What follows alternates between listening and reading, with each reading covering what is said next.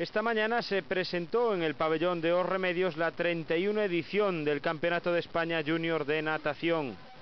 Más de 450 nadadores representarán a 145 clubes que competirán desde mañana y hasta el próximo sábado en la piscina Rosario Dueñas.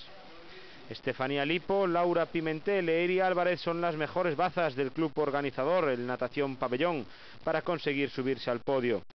Completan la representación ourensana Paula García, que participará en las pruebas de relevos, y Noel Blanco.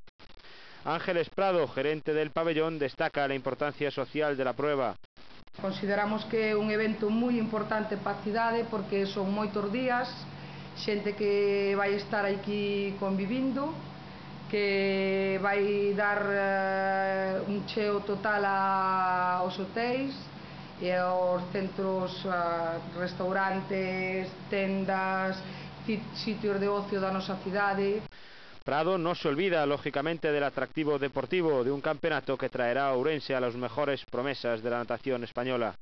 Temos nadadoras de alto nivel que compiten no noso club, que xa foron medalla de ouro nos campeonatos de inverno, que temos a confianza e estamos casi seguros de que revalidarán as medallas ahora neste campeonato.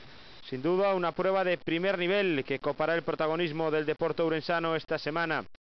El concejal de Deportes destaca la notoriedad de pruebas de este nivel en un momento en el que el deporte colectivo atraviesa por uno de sus peores momentos en lo que a los clubes más representativos se refiere. Como é normal na nosa cidade, en deportes non é só fútbol e baloncesto.